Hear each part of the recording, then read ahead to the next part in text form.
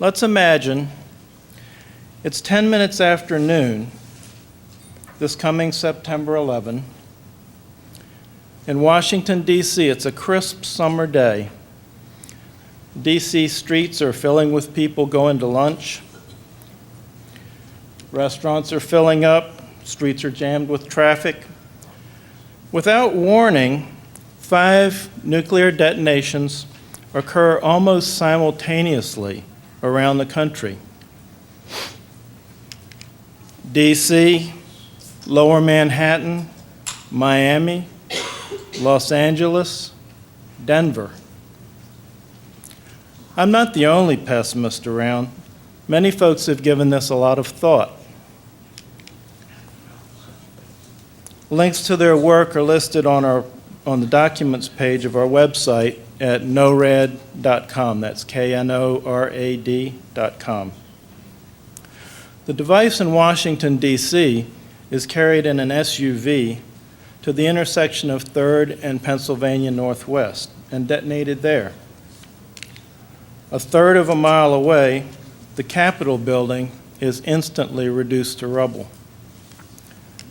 Union Station, 2/3 of a mile away, is partially collapsed.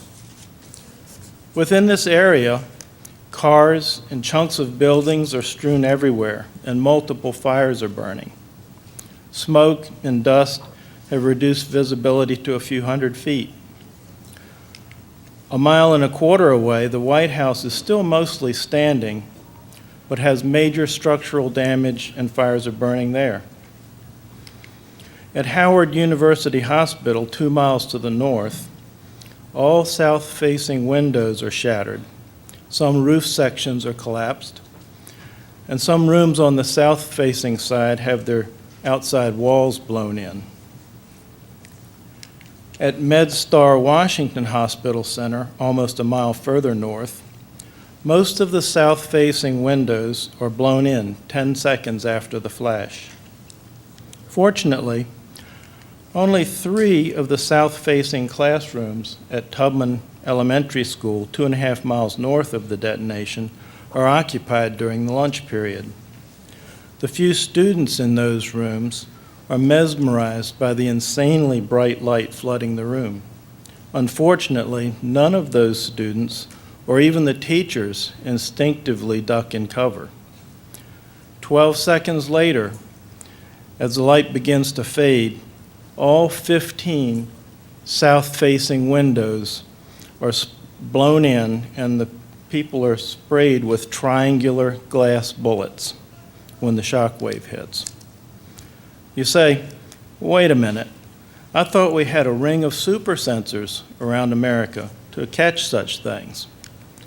Well, yes and no. The government has spent $1.5 billion on super-sensitive interdiction instruments.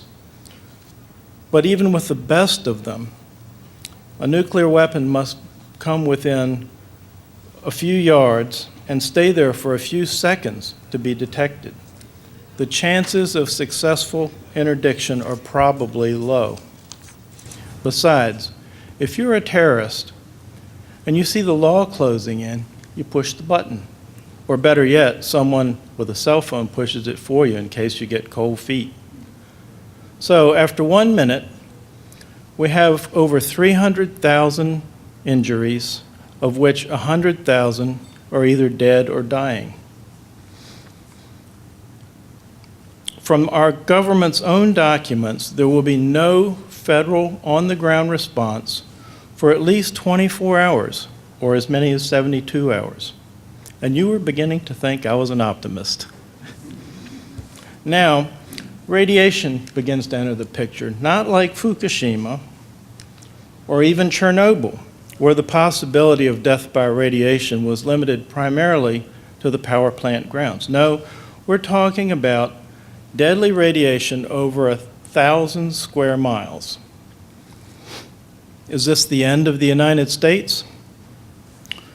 With our present radiation hysteria, our lack of preparedness, and our fatalistic attitude toward nuclear attack, it could be. But let's back up a minute. We didn't really want to imagine all that anyway. Besides, we still have 1 million people in the capital region holding their breath, at risk of radiation injury if prudent actions aren't taken. I want to show you that I really am an optimist. Name this city. This is Hiroshima, as best I can tell, ground zero today. This is Nagasaki, as best I can tell, ground zero today. I don't want to reopen the debate about those bombings. The fact is, we did it. What goes around may come around. The world will go on, radiation will fade, rebuilding and repopulation will happen. How many are familiar with the Red Resilient City Initiative? 2, 3.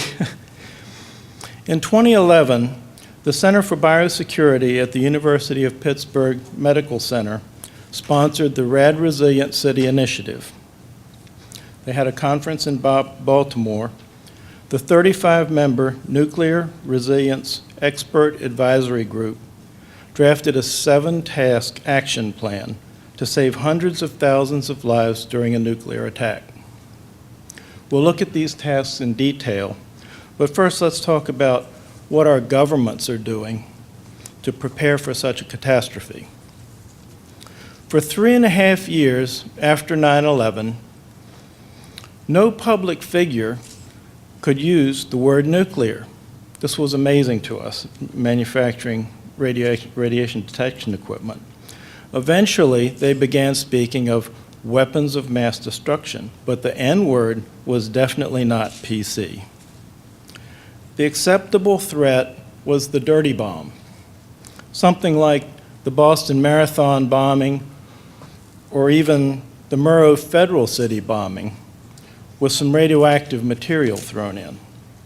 The main threat of a dirty bomb, aside from the explosion, is the panic resulting from irrational fear of radiation.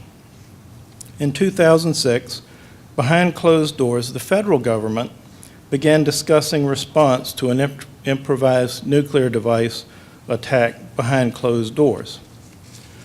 By 2010, these discussions were made slightly public in the national planning scenarios. You really had to search for those documents. Now, these documents are updated and readily available. The links to them are on our website at norad.com. We can finally talk about the elephant in our living room. How did we get here? In the 1960s, 5 million survey meters and Geiger counters were deployed in a nationwide civil defense program with civilians trained in their use. Decades ago, it was decided that having a radiologically ignorant and defenseless population might aid in global nuclear disarmament. This is beginning to appear unwise.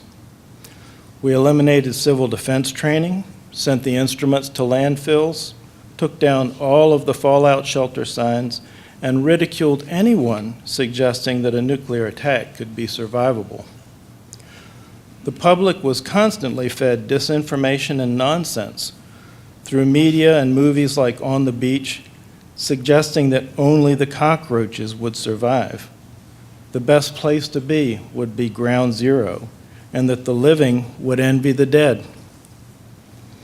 Through the promotion of hysteria, we've reached the point where if San Francisco's background radiation became equal to that of Denver's, they would have to evacuate the city. While we are moving toward unilateral nuclear disarmament, Russia and China are accelerated modernization and deployment of nuclear weapons, and they've established robust civil defense systems. The threat of nuclear terrorism has not decreased. In fact, nuclear terrorism could be viewed as Russian or Chinese nuclear attack through Iranian or North Korean proxies, respectively. 5 years ago, the National Defense University Center for the Study of Weapons of Mass Destruction reported that we had overemphasized nuclear interdiction and neglected response. 3 years ago, the Red Resilient Cities Initiative called for radiological education of the public and deployment of instruments more appropriate for IND response. Our government has spent over $1.5 billion on interdiction instruments that almost universally become saturated and useless at radiation levels that are actually life-threatening. There's been little movement toward fielding instruments appropriate for a response to a nuclear detonation. It's great that responders have high-cost, battle-hardened, oversensitive, and potentially useless personal protection equipment, but office buildings, schools, even in high-risk areas, have absolutely nothing to guide expedient sheltering in a high-level event. Well, we left D.C. a few seconds after the flash with 1 million people holding their breath. Let's go back and see what's happening now. At Walter Reed Elementary School in Arlington, 7 miles west of Ground Zero, students and teachers saw the flash half a minute ago and are staring out the window in disbelief as the mushroom cloud rises over central D.C. If they're lucky, when the shock wave arrives in a few seconds, it will have weakened and not break many windows.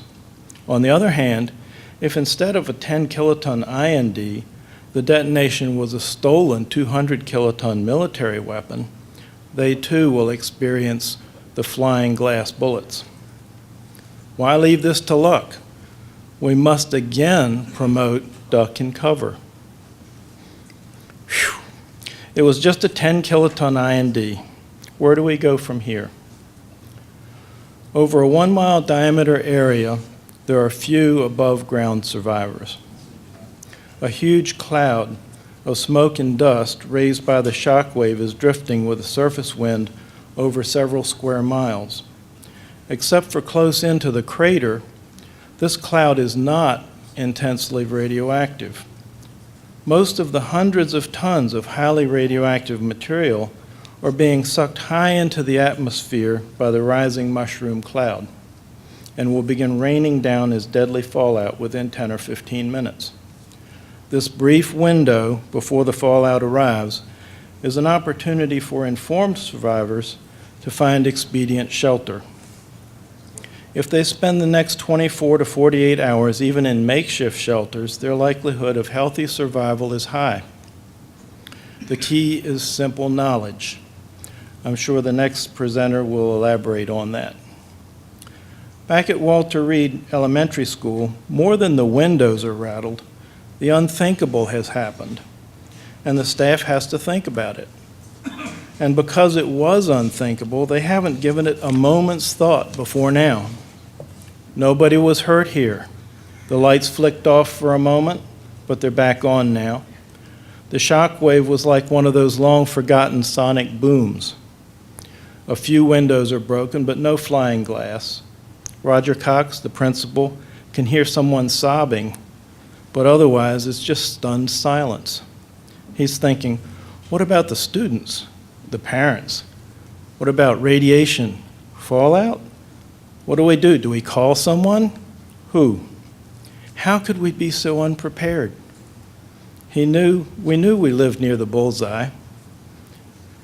Stepping into the lobby, he notices a broken out pane of glass on the wall of windows facing DC. The flag reveals a light southeast wind, and the cloud over the city appears to be drifting away from them to the north.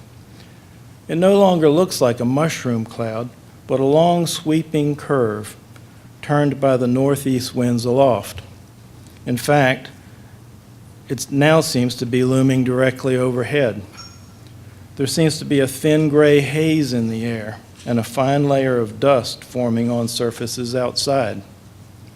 Trying to call his wife, He only gets beeping instead of ringtone on his iPhone. There's no internet service on it either. A teacher comes up from the cafeteria and asks, "What do we tell the kids?" Most of their parents were back in the office. The Weather Channel is coming through on cable, and the wired internet is still working. The forecaster is saying, "Go inside. Go deep inside the nearest, largest sound building." This building is pretty sound, but there's no deepest to it. It's mostly single story, designed to admit maximum light, and surrounded by single-family urban homes, suburban homes. He realizes he doesn't even have a Geiger counter, and moreover, wouldn't know what to do with one if he did. Will the responders call him and tell him what to do? His thoughts are broken by a commotion in the lobby. There he finds several parents covered with gray dust, demanding to see their children. Now what? This fictional account, woven around real places in D.C., is not hopeless. There are certainly places within Walter Reed School where the radiation is less than 1/10 what it is outside. They should be identified by actual measurements during the fallout event and used as shelter for at least the first 8 hours. At the very least, every school, indeed, every place accommodating significant assemblies of people, should have a wide-range portable radiation meter and someone who knows how to use it. A wide-range instrument that automatically closes off the outside air intakes would also reports outdoor radiation levels at that location to the EOC would be a great addition. This organization, Doctors for Disaster Preparedness, Physicians for Civil Defense, you, are the last vestige of civil defense knowledge in this country. I have good news. The Rad Resilient City Initiative is a real awakening of interest in civil defense in America. Listen to the opening statements on their website. Nuclear terrorism is a real and urgent threat. Detonation of a crude nuclear bomb in a thriving city could kill tens of thousands of people, dislocate millions, and inflict immense economic and social damage. However, U.S. cities need not be resigned to the worst-case toll of death and injuries. Casualties due to exposure to fallout could be minimized if the public immediately sought adequate shelter and awaited further information before evacuating. Federal modeling of a 10-kiloton ground burst in Los Angeles suggests that if everyone at risk of exposure to dangerous fallout quickly went into a shallow basement or an equally protective place, 280,000 lives could be saved. Again, the main points. Not all casualties due to a nuclear detonation are predetermined. Those from exposure to fallout can be prevented. Quickly sheltering in the right place, not fleeing the area, is the safest thing to do after a nuclear attack. People can protect themselves immediately following a detonation and should not wait for emergency professionals to help them. Wow, this is beginning to sound like civil defense to me. They developed a simple 7-step checklist of actions to be taken. Number 1, obtain broad community backing and understanding of nuclear incident preparedness to sustain a program over time. Fallout preparedness requires commitment across a community. There is no single entity that can deliver this public service. Emergency management is important, but businesses, schools, nonprofits, and average citizens must be involved. Inclusion of diverse groups can help overcome the political and popular resistance to planning for the unthinkable. 2, Conduct an ongoing public education program to inform the public about the effects of a nuclear detonation and how they can protect themselves. People need to know beforehand the most effective action they can take. The most effective action they can take is to immediately find adequate shelter, because after a detonation, it will be difficult or impossible to issue fallout warnings in the area that needs them most. 3, enable building owners and operators, from individual householders to skyscraper managers, to assess shelter attributes and teach others. U.S. studies show that people spend almost 90% of their time in enclosed buildings. Homeowner associations, building managers, faith-based entities, and school administrators should determine and distribute shelter rating information so occupants can learn which places are safest. We did this in the 60s with the fallout symbols on our buildings. 4, strengthen the region's ability to deliver actionable public warnings following a nuclear detonation. Assuming degraded communication, jurisdictions need to devise creative ways to deliver fallout warnings and to have pre-scripted, tested public messages about protective actions. City leaders should not wait until after an incident to decide what to say and who should say it. Time delays can result in preventable deaths. 5, establish a rapid system for mapping and monitoring the dangerous fallout zone. Knowing the fallout footprint by on-the-ground monitoring can vastly improve guidance about which residents need to evacuate, how quickly, and which routes present the lowest possible exposure. It is important also to be able to tell people in safe areas to stay there. 6, develop planning strategies and logistical capabilities to support a large-scale, phased evacuation. At a certain point in time, some people will need to move from shelter to a place of greater safety. This complex task calls for advanced planning. Injured people and those in higher radiation levels will need to leave sooner than others, and their departure could be impeded by impassable roads and heavy demand. 7, integrate, test, and conduct training on the above elements of a comprehensive fallout preparedness and public warning system. Unless people have a chance to train and practice in non-emergency times, they will be less likely to perform well when it really matters. I would make this a 10-step program by adding 8, place survey meters and train their users in schools and high occupancy facilities. Children represent both our most valuable and our most radiologically vulnerable population. They must have knowledgeable protection. 9, aggressively counteract the nation's irrational radiation hysteria. And 10, admit that civil defense is not only sensible, but a moral imperative.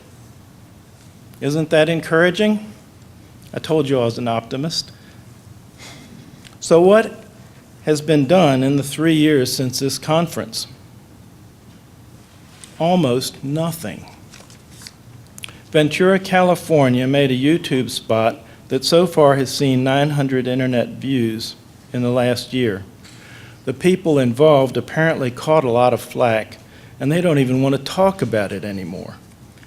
The only conference participant who still appears to be pushing is Brooke Buttermeyer, and I applaud his work. At this point, I believe our best hope is to press our elected representatives hard for action on the Rad Resilient City Initiative and not let up. When we speak to people in D.C. or New York, the response is often, "Put me at ground zero. I'll be dead anyway." When we talk to people elsewhere, the response is, "What? Me worry? Can't happen here."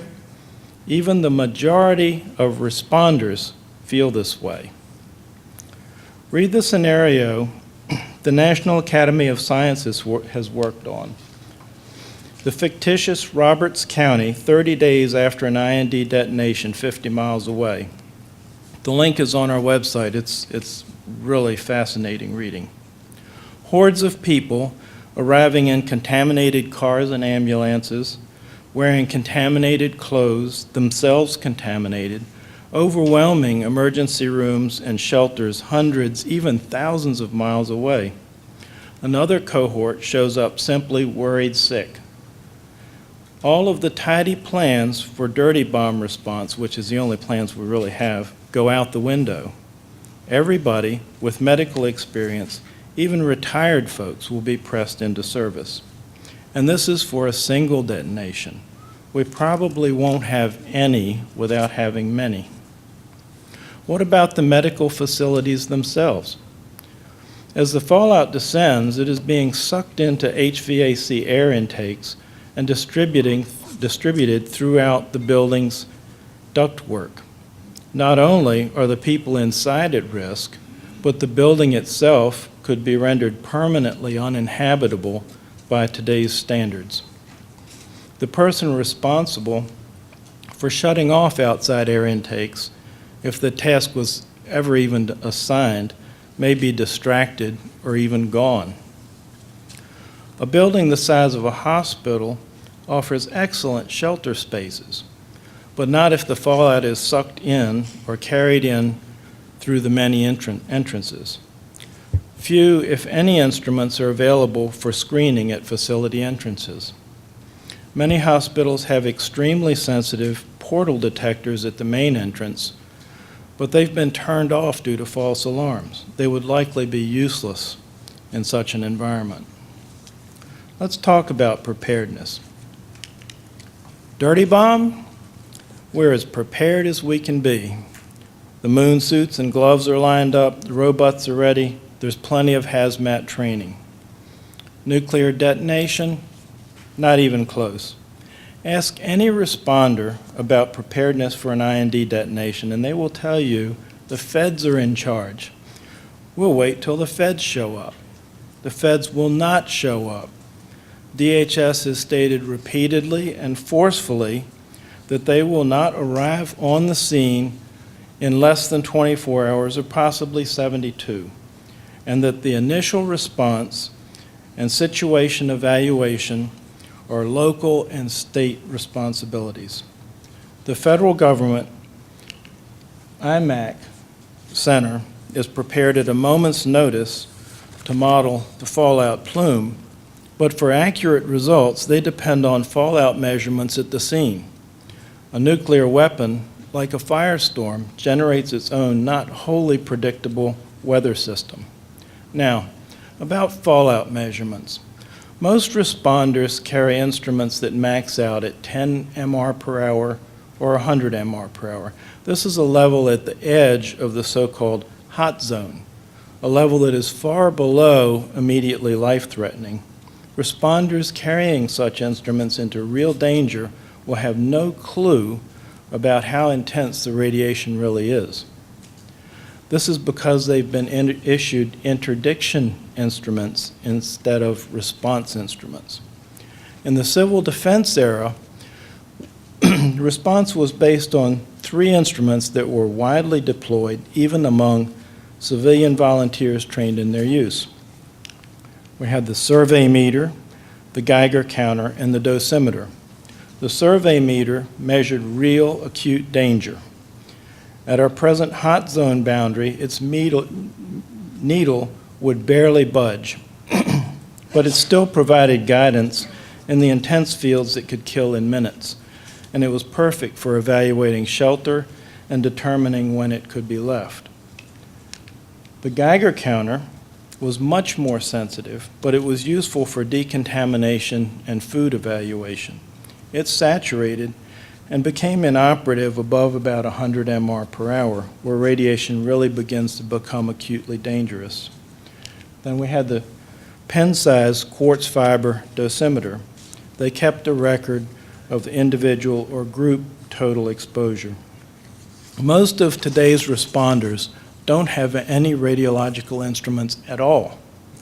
Those few who do only carry what amounts to a very sensitive and easily saturated Geiger counter, no survey meter, no high-range dosimeter.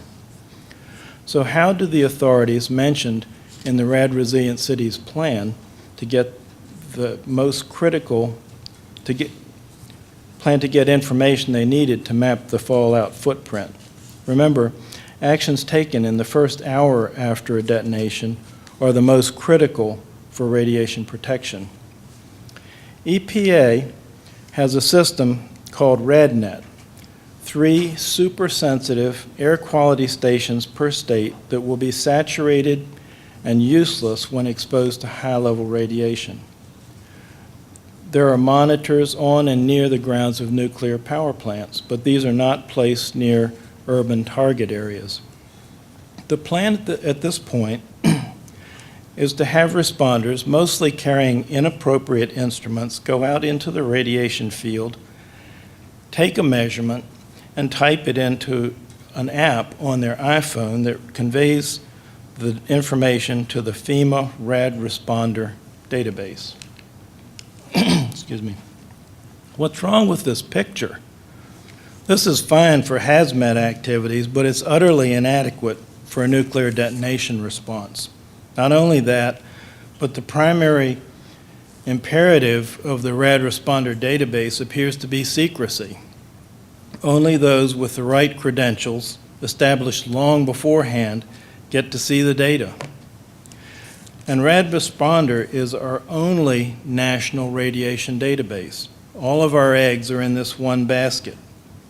We've been trying to convince the International Association of Fire Chiefs, the IAFC, to host a second official real-time radiation database. The Weather Channel was at first enthusiastic about the idea of a radiation map overlay, but now seems to have backed off.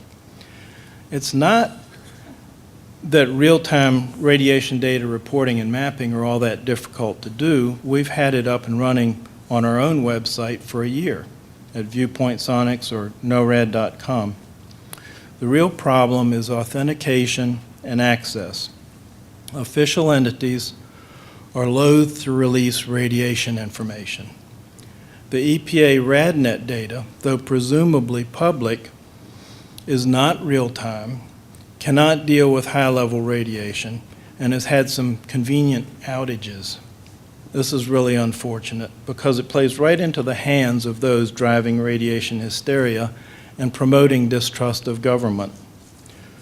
There are presently 3 privately owned open internet databases hosted by anti-nuclear activists. The instruments on these websites are simple Geiger counters reporting counts per minute. They're absolutely useless in a high-level radiation field, and there's no vetting of the data contributors. For the last 14 years, our focus at NORAD Incorporated has been on instruments appropriate for civil defense. We introduced the NucAlert key fob radiation survey meter in 2002. Last year, we introduced the wide-range NucAlert ER Geiger counter. The NucAlert ER contains a Geiger tube very sensitive, with sensitivity similar to the yellow box CDV 700 Geiger counter. At 15 MR per hour, the measurement shifts to a technique called time to first count. This method, described in Glenn Knoll's book, Radiation Detection and Measurement, enables the ER to accurately measure from micro-Rs per hour to over 600 R per hour, nearly a 1,000,000,000 to 1 measurement range.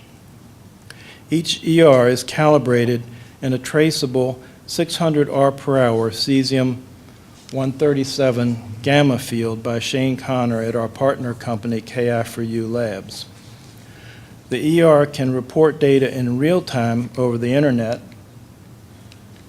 through our gateway fixture connected by USB to the Geiger counter. This year, we introduced the NucAlert Automated Fallout Measurement Station. Doctors for Disaster Preparedness sponsored the pilot station deployment, which is hosted by the Medical Reserve Corps of Southern Arizona and installed on the roof of their new headquarters in Tucson. The real-time data from this and many other stations can be seen on our web map at norad.com. Our automated fallout measurement station can safely collect fallout information and automatically report it to multiple responder databases in real time. These stations incorporate a BACnet function that can initiate shutdown of HVAC systems when elevated radiation levels are detected. The BACnet system can also send emails and text messages to the personnel that really need to know this information. They can provide direct radiation level input to IMAC by internet for more precise radiation plume modeling. And they report in real time to building occupants and distant emergency managers which buildings should be evacuated and which ones represent potential shelter. We're working with FEMA to establish a continuous real-time data reporting capability within the RAD Responder network. Our fallout measurement stations can help fill a gaping hole in our nation's nuclear preparedness. There should be one on top of your facility. Let's go back to DC and look again. This time, there are automated fallout measurement stations at all of the regional schools, shelters, and hospitals. At the EOC, that's Emergency Operations Center, when the call comes in from Tubman Elementary School, the dispatcher immediately knows that the school and MedStar Washington Hospital, less than a mile apart, are not in the dangerous fallout zone. The injured students can be transferred without risk of radiation injury. At Walter Reed Elementary School, even though no one was thinking about it, the fallout measurement station shut down the ventilation system automatically, preserving what shelter the building offered. And the EOC can see at a glance that the radiation level at that location. When Roger Cox meets the parents in the school lobby, he tells them to toss their outer clothes and shoes outside, then shake out their hair into the janitor's big sink and wash it there. He then uses his nuclear ER to discover an area near the mechanical room where the radiation level is only 3 R per hour instead of the 25 R per hour in the cafeteria. By packing the students into that space till tomorrow morning, he can reduce their total exposure from over 100 Roentgens to less than 20 Roentgens, and there will be no cases of acute radiation syndrome. When the parents come back from washing, he scans them with the nuclear ER for remaining hot spots before they join their children by the mechanical room. It's time for the restoration of civil defense in America. I'd like to thank the DDP for their support of our efforts. This has been a long and difficult road, with many people making great sacrifices for the protection of our nation. I especially want to thank Dr. Jane Orient. Without her commitment and perseverance, we certainly wouldn't be here. And I'd like to express sadness at the passing this year of Glenn Knoll, who wrote the book that led to the nuclear ER. Questions?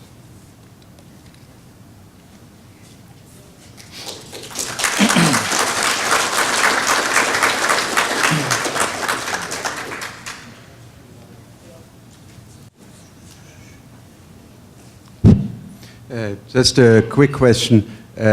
Your spec sheet says inexpensive. I think the first question that anyone that we want to have this thing installed on will ask, what's the approximate cost of this? Okay, the GSA cost, and that's really a universal cost, is $3,600 for the station. That includes everything to do with it, the wiring down to your IT compartment, fiber optics, fiber optic converters, the power supplies, everything that goes with the station is $3,600 total. You could probably expect to spend another $1,000 or so on installation, hookup, and those issues. So Thank you. 5,000 max, somewhere in there. Now, I will say this. Most large institutions use something called BACnet for their HVAC control. In hospitals, this is extraordinarily complex. You have spaces that must have positive or negative pressures and overpressures, filtration, exotic filtration with special seals. And you don't simply close off an air intake without strategically working on this. A 2 or 3 inches of water overpressure can actually collapse the HVAC ducting. And these things are central to building construction. If you should do such a thing, someone has to crawl into the ductwork and beat it back out with a hammer. So it really illustrates an issue. Not only are these instruments not in place, but in many areas, the strategy for simply shutting off the outside air has never even been contemplated.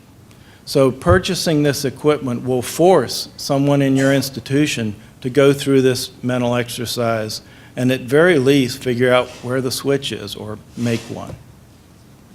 If I can just amplify on what you just said, it's very important, yes, and to incorporate that into the design when you actually build your HVAC system. Just to give you a very bad example that we just had at the Waste Isolation Pilot Plant, WIP, in New Mexico, it was designed to shift the ventilation from the underground, from the repository to filtration mode upon detection. And it did so by closing off some dampers, but there was a gap. And so while it shifted from one mode to the other, there was some unfiltered stuff released. It led to contamination only of, or to exposure only of 2 to 7 millirem. So it was insignificant, but it was supposed to work even better than that. Right. You don't just stick a filter in a slot. The slot has to be sealed to really give you protection. Oh, nice. This is our website. It's a live radiation map. There's a list of stations that are reporting. In the documents page, there are links to all of the documents that I mentioned in my talk. I'd like to add something to what the last speaker said at lunch. We're a small business, and right now, this past year, 1/3 of our nation's radiation detection budget went to a company from Belarus. It's actually a Russian company. I've spoken with the people that run it. What's wrong with this picture? If we want to have a manufacturing base in this country for this kind of instrumentation, these instruments need to be purchased by our government. There is within DHS an organization called DNDO that has a white list of who can buy what, and we're struggling to get on it. Any other questions?